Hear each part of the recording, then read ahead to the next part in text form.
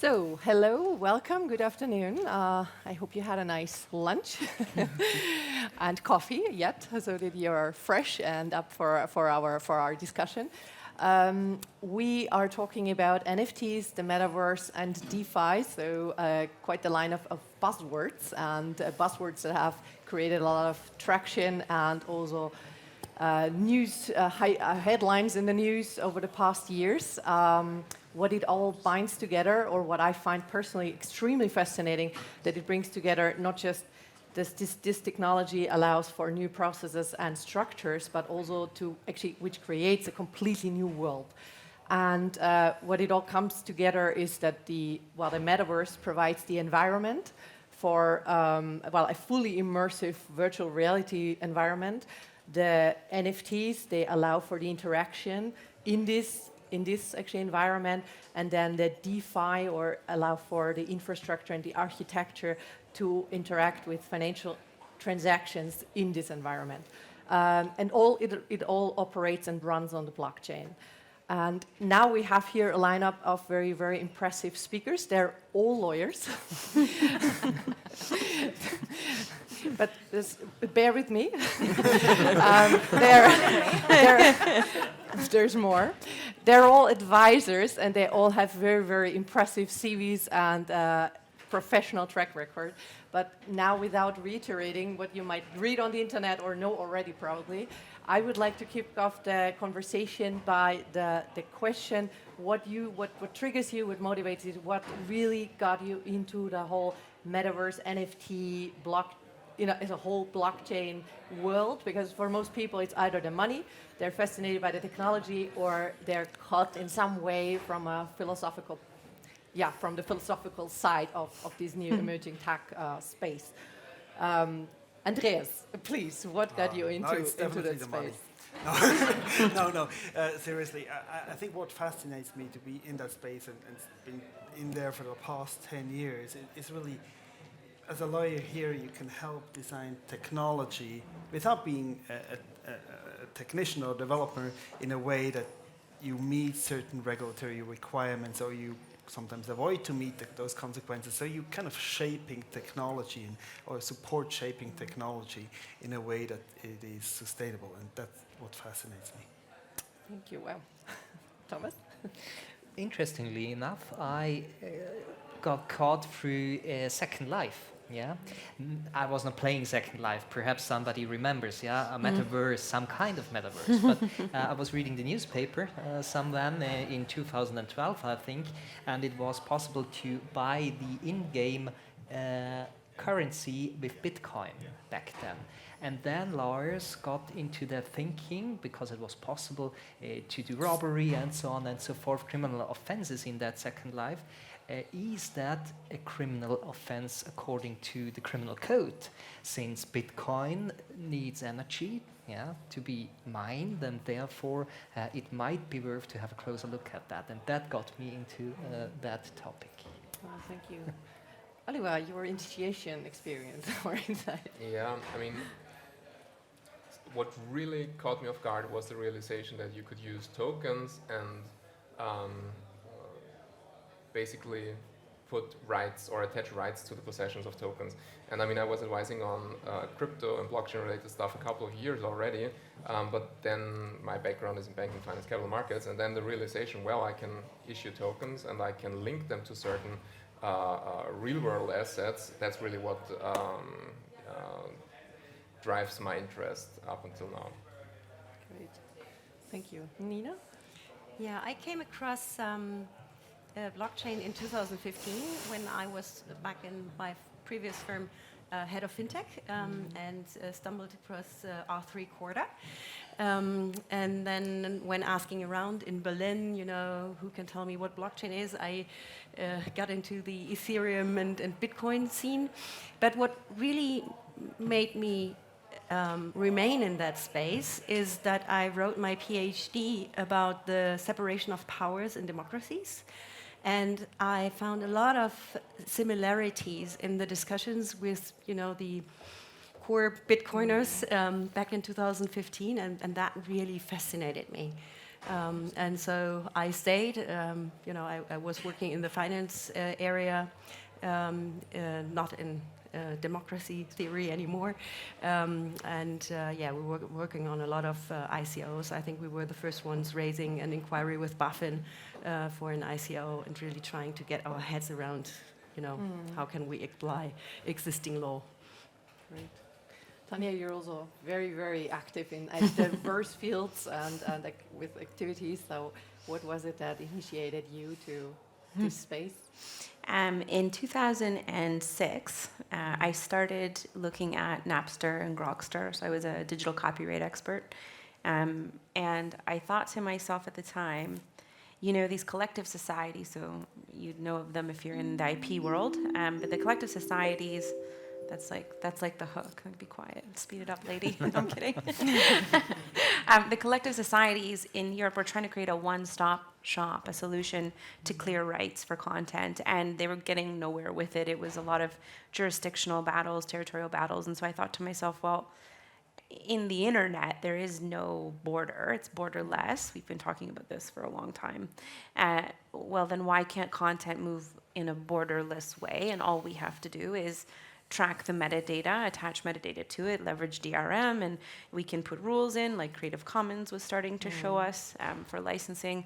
And so I wrote a paper called A Simple Solution to a Complex Problem, Spontaneous Copyright Licensing for Digital Content. And it was published in 2006 in the Vanderbilt Law Journal. And at the time, I didn't realize that it was quite cutting edge. Satoshi, as we know, didn't write his white paper, but I was writing about smart contracts. We would understand them today. And it, I thought we could solve a lot of problems this way. And then very quickly, I decided to test the hypothesis in a philanthropic environment, and it also worked. And I was like, oh, cool. This could actually work for all kinds of things. And so I dove in through blockchain technology, and crypto later became interesting to me. Oh, we can totally relate to that. So as you see, they're all very visionaries, but also crypto realists as lawyers, and also very pragmatic. And I think it's a good thing to put a pragmatic view, or to take this vantage point to such a sometimes hyped and futuristic, visionary topic. And now I'd like to ask the group, because the differentiation between them is the jurisdiction. So yeah, internet and everything is borderless per definition, or inherently the borderless, but we have here a lawyer from Canada, Germany, Austria, Liechtenstein, and Switzerland, so it's really quite the mix, and I think we should take this opportunity to discuss now NFTs from a regulatory perspective, so in terms of how do NFTs actually qualify from a legal side in your jurisdiction, and what kind of trends you see or problems you see in that respect. Shall I? You start. Okay, well, maybe the Swiss view on things, but I'm sure that also applies to many other views. Principally, NFT is somehow a technology standard, so as such, taking a technology-neutral approach, there's no direct qualification of NFT as such from our perspective. So the question is, what does the NFT represent at the end of the day? And now when we talk maybe in this group as well about NFTs, normally we have the vision of the funny ape pictures and other kind of digital collectibles, and there from a Swiss perspective there we qualify them as a utility token, so something that is not regulated under financial market laws. However, of course, if you issue an NFT that represents a share in a company, of course this NFT will be treated like a share also from a regulatory perspective. And I think what's important to know, what we currently discussing quite a bit, at least in Switzerland, is also the question, when we only look at the collectible side of NFTs, when do they start to move away from this non-regulated element to something which is actually regulated? And just by way of example, two very short examples, and then I'll pause, is, for example, if you sell an NFT with the promise that you're going to use the money to further curate this collection you have created and use it to, create a secondary market, to do market making even, and kind of increase the value of the already sold piece. This future promise, which is somehow connected to the initial investment when purchasing the NFT, may trigger security regulations. Same thought line would apply if you sell an NFT, which then, at a later point, when a metaverse is built from the money that you sold it from, this NFT allows you to get the gold star platin avatar in this metaverse. Of course, you're not really selling an NFT. Well, you are, but you're selling it in connection to a promise to build a whole world in which this NFT shall have a life. And there again, the same questions arise. Perhaps to add something from a Liechtenstein point of view, of course, we have or might have the unique situation that in Liechtenstein, from a civil law point of view, we have included provisions in our local blockchain act. Therefore, if it is based on a trustworthy technology, it's a token in the sense of the blockchain act, and therefore all the rules according to the blockchain act apply basically when it comes to the transfer, the collateralization, and so on and so forth to NFTs as well. Yeah, perhaps from my experience when it comes to the supervisory qualification. Often, of course, it helps that the NFT per se is aimed to be non-fungible, which is, of course, the opposite of standardization, yeah, which draws up a demarcation as regards to securities, transferable securities, which are typically standardized. Yeah. But perhaps that's something to elaborate on a European level for you. Yeah, I mean, what I can add for an Austrian point of view is, first of all, we look at it from different angles. You can look at it from a property law angle, and you can look at it from a regulatory law angle. And I always like to describe tokens in general as, imagine a regular piece of paper. And if if you have 100 pieces and they are all the same, then you could call them a fungible token if you want to port them on the blockchain. If you were now to put a specific marker on every single single piece of paper, and you have 100 numbered pieces, for example, then you could call them on the blockchain side as non-fungible tokens. We both view them as things in terms of property law. So we apply property law on the transfer of tokens. You can acquire ownership, have possession over tokens, and can pass this on according to the regular Austrian principles of transferring other intangible goods. And from a regulatory perspective, we simply ask, what is this token, what is this empty piece of paper used for? You could imagine putting security terms on a piece of paper and it would become a security. You could imagine putting voucher terms, if you will, and you could qualify your token or your piece of paper as a voucher then. So we take a very technology neutral approach, and we really ask what's the token being used for. And also it doesn't really matter if a non-fungible token is then used in a fungible way. Imagine a banknote, for example. Every banknote might be worth, let's say, 5 francs, but every banknote also has a unique identifying number. Would you then just call the banknotes, which are all the same and have the same purpose, would you call that a non-fungible object? No, you wouldn't. So we look at how a token is used and not what the technology, not what technology is being employed. Same applies for Germany. It's substance over form as usual, right? So it depends on what is contained in the NFT. Maybe what's special about Germany is that we already have crypto asset defined in our banking law since 2020. So the question, if you said the NFT is not a MiFID security, next question is it a crypto asset according to German banking law? And then that can be the case if it is freely transferable and therefore an possible investment object. And I guess that's the case with most of the NFTs, right? So most of the NFTs out there currently are sold with a view to increase in value. So there is some kind of investment purpose behind it. And in that case, it might very well be a crypto asset, which is a financial instrument as the security is. We are all waiting for months and months now on a publication of the BaFin, which has been promised a long time ago, but they obviously, have some difficulties to find the final version. Maybe what is very interesting, in Germany we don't view tokens as objects. So in Germany, surprise, surprise, there is no ownership in tokens, right? Because there is no absolute right that you can actually have in tokens. So basically you can steal it without, being pursued by criminal law. It's comparable to know-how.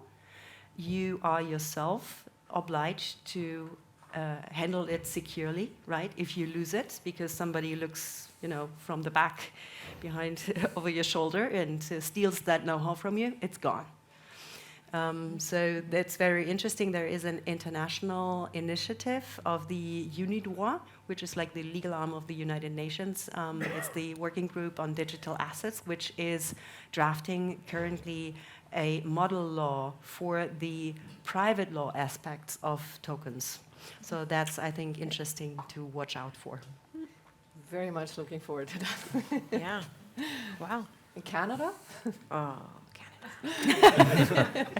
Well, we've been working to advance the study of blockchain and digital assets now for many, many, many, many years. There's a bill in front of Parliament called C249. It's a private member's bill that I worked with the MP to put onto the table, the order paper, and it's just begging, really. In short, it's begging all the parties to pay attention, to start studying this, to create policy. Our securities regulators, they certainly came out early and quickly. We had Quadriga scandal, which gave them even more ammunition. It was an exchange that basically the guy went to India and never came home and died. We're not sure if he did or not, but no, maybe he did. In any case, all the money went missing. Shocker. But we haven't yet really put boundaries down around anything else. So when it comes to tokens, we don't have clear perspectives. I imagine if an issue went in front of the court, which it hasn't yet, we'd prefer substance over form. There have been some interesting cases around enforcement, which we've seen our national, so our federal, our provincial, and our local police have to use our criminal code in very creative ways to pursue crimes. They're international crimes, they're not just local crimes, scams and whatnot. And so there's a lot of impromptu leveraging legal language to try and figure out what's what. Our typical approach with technology is to try and remain technologically neutral. And so our bar of lawyers capable to handle these matters on the security side is very good, but on the everything else side is still slim. So I think there's still lots to do. We mind always our neighbor to the south, who has really strong opinions on securities and is a little bit whimsical sometimes in ideation. And so we haven't yet, put our feet down flat and taken a stance yet. But I've said now for about 3 years, international trade will force our hand. So I wasn't aware of UNIDROIT. I've been watching the trade discussions, but good to know about UNIDROIT because it will force our hand. Okay, thank you. Here in Liechtenstein, we're, as you all know, a geographically small but mighty country, and as such, and also as part of the EEA, we will also take over the MiCA regulation. What is your view on the impact of MiCA on NFTs and the metaverse as such, and the so-called relevance or exemption of NFTs from the scope of application? Nina? Yeah, the question is how far it will reach, right? Yeah. Because there had been a lot of discussions. So it seems that serious will not be excluded or included in the exemption and collectives. So the big question is, what are serious, what are collections? So clear example for serious, I think, are fiat banknotes, right? So just numbering the thing will not do the trick. Collections, it's even a bit more difficult, right? So is it a collection if, one painter issues NFTs for all of their paintings? And is that then in MiCA again. So that will be a very interesting thing to watch out for. Actually, we have been on a small general assembly just this lunch break together for Think Block Tank, and we agreed that it's a legal think tank, a European one, that for next year we will analyze, what will remain of the national regulations when MiCA kicks in, right? And that on a jurisdiction by jurisdiction basis. I think that lies ahead of all of us to analyze, what will happen then. But I am afraid that the regulatory framework will be very fragmented because it's exempted from MiCA, right? So there is no European regulation then on NFTs and on DeFi. So you have, again, to look in each and every single country. But since legal certainty and legal clarity is so decisive and so important for the market players and everyone involved, who do you think will, or where will we get indications or clear guidelines on, as you said, what qualifies now as NFTs, when is it exempt, when not? There's no expectation to get clear guidance on the EU level anytime soon. So I think next year, presumably not, maybe the year thereafter. But I always say, it also depends upon us, the blockchain community, to actually deliver proposals to the policymakers, right? It's our responsibility to come up with proper ideas, how to define it and, to find arguments why this and that is in the exemption and that is not. So it's not that we can lean back and wait for the regulators to come up with that. We should be proactive. And just before our panel, actually, we spoke shortly about that. Many people saying now a regulation for Web 3.0 or the metaverse is the next big thing. Thomas, how is that actually coming from the perspective from the Liechtenstein and the TVDG, so the legal framework that we have in place here? Do we still need to change something? Oh, of course, we will need to change something. Yeah, I assume at least. Yeah, and that was not the aim, of course, of the lawmaker to have a act in place which will aim for being more or less a twin to the Austrian Civil Code. Yeah, being 200 years in force. Yeah, that's just not possible. But I think it's a solid ground for the industry, and that is the bridge to Nina's point. I think there is still the necessity of having national, of course fractionalized, regulation on topics which won't be covered through MiCA. Yeah, and I think that is still a chance, being proud to be in Liechtenstein, for Liechtenstein as a jurisdiction to move forward with those topics. Yeah. And as a whole in the world, or from your experiences, your practices, what do you see as already existing real use cases, real applications that show practical impact and benefit for users, communities? Yeah, well, if I may start again, I think from my practice, when we look at the various metaverse projects we're working on, first of all, the question is, what is a metaverse, right? I mean, we have metaverses which are kind of a wider Web3 based community gaming kind of metaverses. So gaming and gambling is one of the key drivers in many metaverses, also from a business perspective, which is of great interest. Of course, as soon as you have a metaverse with gaming aspects, play to earn aspects, you come into gambling regulations, which is based on each jurisdiction a different approach to gambling and online gambling, and those regulations will apply also in the context at hand. Just by way of example, already 1.5 years or 2 years ago, the Swiss gambling authorities, they blocked the access to CryptoKitties. They blocked the access to many NFT-based games because they considered that gambling, and we're now in dispute whether it's really gambling or if something else. But I think the video gaming, gambling space, that's one of the first drivers in metaverses from my perspective.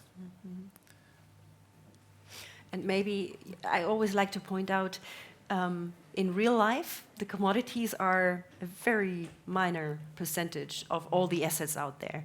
The really vast majority of assets surrounding us are non-fungible, so to speak.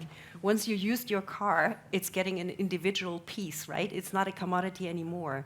And I think that can be reflected in the metaverse as well, and that's where the importance of NFT lies, right? It can mirror, that vast majority of assets out there. But don't you think, if I may ask, because we were talking, because Austria, quite shortly on the civil law aspects, if you look into metaverse, into digitalization in general, the ownership of digital items becomes more and more important. So I think this idea of having a civil law solution for things is going to be key in each jurisdiction. Yeah, absolutely. I will say, though, I'm going to challenge a few things for a moment. I think we're getting a little worked up. I think lawyers are getting a little excitable. Like, honestly, if we just apply an anti-law approach to these discussions, and we say, okay, what law do we already have? What policies do we already have? Can we make it work? The regulators came so strong into crypto, and they said, it's a security. In the US, we heard about the Howey test. It's security. Okay, but what about copyright? What about the first intangible asset, which was IP, which has been around a long time, which there's loads of international trade agreements, norms, entities. There's a lot to this. Code is a literary work in copyright. It's IP. I think we should not just think about things from the fintech securities perspective, not just immediately say, yes, sure, we'll jump into your consultation about securities law again, about a new thing, NFT, a new, BTC, pick your 3 letters, whatever's going to continue to come. We have to push back a little bit, because the reality is, if we engage and indulge in these kind of conversations all the time, we will enable only a small amount of people with means, with intelligence of this height of level in this particular space to actually even create in this space. And when we're talking about art and culture and a whole new digital world, which we saw in Second Life and so on before, we can't stick securities law as their barrier to entry. That's absolutely detrimental. When we talk about cultural expression and freedom of expression, there's room for these pushback arguments. There's room for pushback on copyright. Are we now going to say then that if I go and buy a painting, it's different than buying a digital painting? Because we're going to just assume it's going to grow in value. That A, is garbage, it's nonsense garbage, and B, we shouldn't accept that. That's ridiculous. We're also going to undermine all of the laws and rules we have in place for very well-established content industries, which are strong in most of your countries as well as mine, video games. Are we looking? We can't say over here we get this set of terrible, stringent, expensive rules, but over here we're not going to have it. And then we start to fractionalize content distribution on the platforms, and we create more and more and more barriers, and we're going to have very boring, old, mono whatever content. So I feel very strongly we should be the anti-lawyers to the lawyers, the anti-lawyers to the politicians, and push back and say, no, you can't keep pushing down the stream because you feel you have enough comfort speaking in those terms. We need to push everybody to broaden out the conversation. But that's just my challenging rant. Very much agree. And as a question to all of you, actually, what do you identify as the biggest trends and the biggest threats to the whole development of the metaverse, including NFTs and DeFi, as I put in context at the beginning? I mean, I'll go briefly, but I know everybody here will probably have something to say as well. Trend, hype is short-lived. So, what seems cool to a subset of people right now is not lasting. So the hype cycles, the trend is the hype cycles are very short.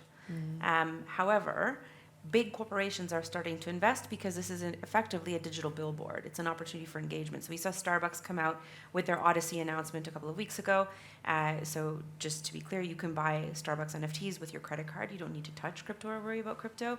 massive move. I love this move because everybody can just go do it then. And we don't have to figure out how to set up wallets and so on. Adidas gave a medal, an NFT medal in one of their races in South America. Very cool. They gave a physical medal as well. That's very cool. But you're seeing big brands jump in because they're like, great, new user engagement. And they're going after the 50% of the world that plays video games that are going to eventually come into the space, so trend. Fear, securities, over securitization of everything. And I think this is one of the harm points for everything. That was probably what Joachim Schwerin said earlier on his in his speech, that when big tech is investing billions, that it's actually taking probably away this power of the community, and that it actually creates, again, more centralized structures and actually creating conglomerates, right? Yeah, and we really do, like, we have to impress the point, we must keep the barriers to entry low. Must.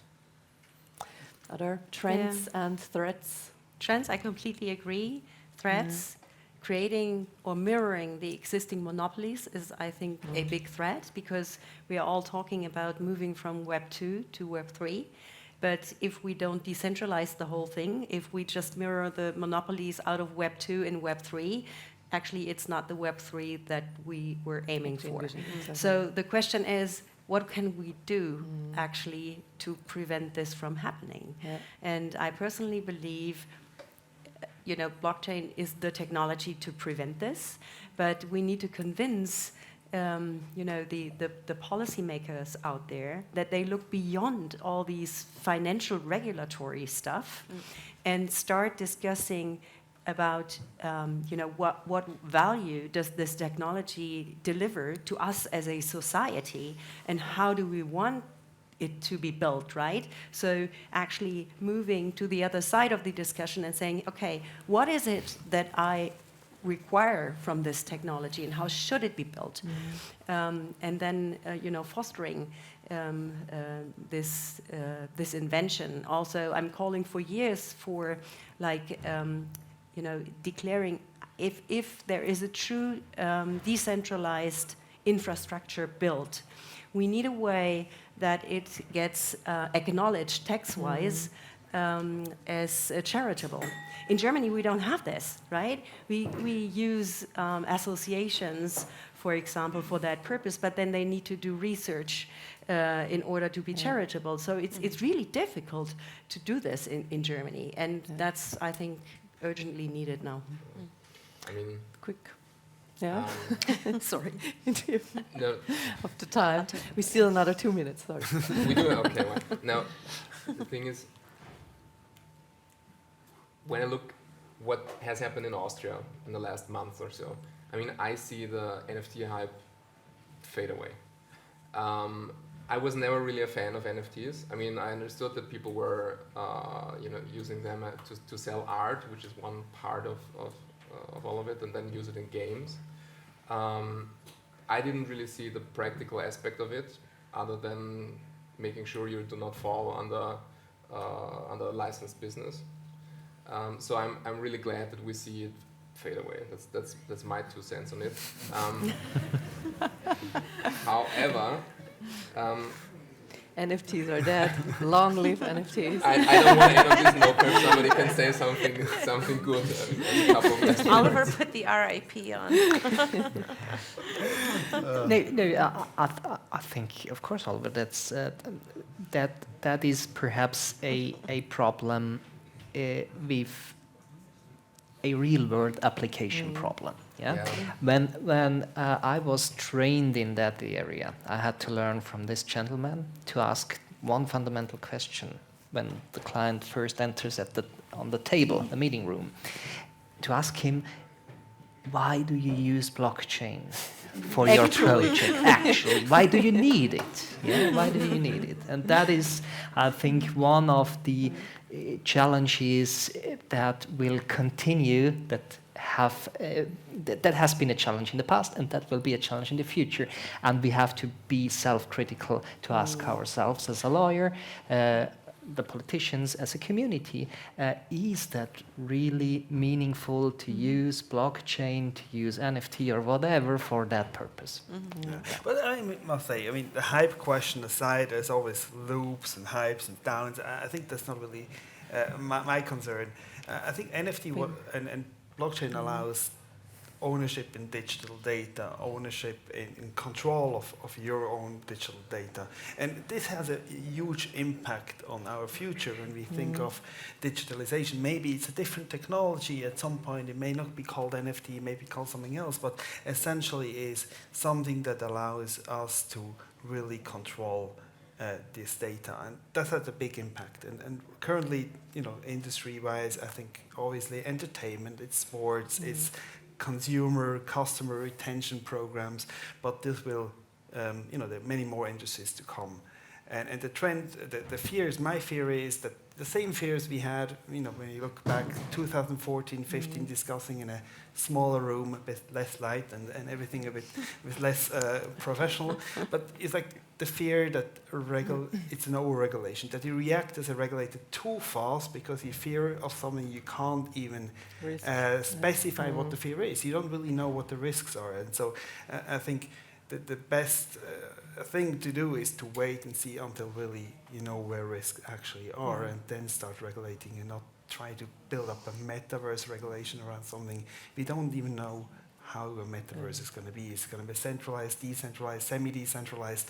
Who are the players? Is it about technology, about hardware, about display technology, or is it really about data? Who controls that data? So I think it's just too early for that. But Andreas, we just learned that there is a mandate out in the EU for doing exactly that, right? That's why I said the EU has too much money. Regulation for CBDC and metaverse. That's the next to come. Send it to Canada. We'll take your money. Unfortunately, our time is up. But thank you so much for your insights and experience and contributions. And I serve for the Office for Financial Market Innovation and Digitalization here for the government. And if you don't know yet, we have a publication coming up on DeFi that we worked on yesterday with other experts, a position paper, and we also have on our website impulse-liechtenstein.li a media section with a lot of videos of our blockchain innovation circle that actually tackles a lot of topics. Also NFTs and tokenization and other topics that might be of interest for you. So please check it out. And if you have any questions or insights or want to engage, we're always open. And please get in touch. And thank you so much for your patience with us. And have a wonderful rest of the conference. Thank you.